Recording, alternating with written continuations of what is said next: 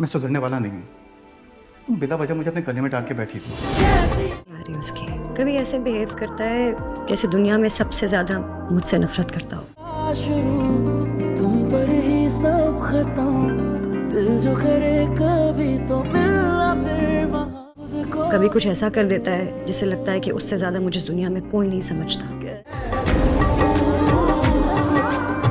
मेरी जिंदगी है तू। एक जो मुझे बहुत ज्यादा चाहता है और एक जो मुझसे बहुत ज्यादा नफरत करता है। फावर और फारिया मिलकर एक बार फिर कमियार और आयरा के बीच दरार पैदा करने की कोशिश करेंगे, लेकिन इसमें भी कामयाब नहीं हो पाएंगे।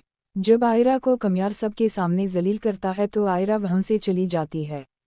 फावर आयरा के पीछे जाता है और आयरा से हमदर्दी का इजहार करता है, जिस पर आयरा फावर से कहती है कि ये हमारा पर्सनल मैटर है, तुम इससे दूर रहो। जब आयरा घर चली जाती है तो फावर फारिया को कॉल करता है और सब बता देता है, जिस पर फारिया फावर से कहती है कि तुम सिचुएशन का फ़ायदा उठाओ, जिस पर फावर कहता है कि कैसे। फारिया फावर को समझाती है कि तुम आयरा के पास जाओ और उसे अपनी मोहब्बत का एहसास दिलाओ, ताकि आयरा के दिल में तुम्हारी जगह बने और कमियार के साथ शादी करने के फैसले पर पछतावा हो। फारिया फावर को आयरा के रूम तक जाने का रास्ता बताती है। फावर कमियार के घर चला जाता है।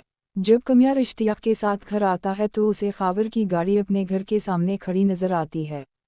कमियार सब समझ जाता है कि फावर और फारिया ने मिलकर जिस तरह मुझे फंसाया था, अब आयरा के साथ कर रहे हैं। कमियार जल्दी से अपने कमरे में आता है। जब कमियार दरवाज़ा खोलता है तो फावर आयरा को तंग कर रहा होता है। जब आयरा कमियार को देखती है तो उसके पाँव तले से ज़मीन ही निकल जाती है कि कहीं कमियार गलत ना समझ ले। लेकिन जब कमियार फावर की धुलाई करता है तो आयरा को सुकून आता है कि कमियार ने इस पर भरोसा किया है।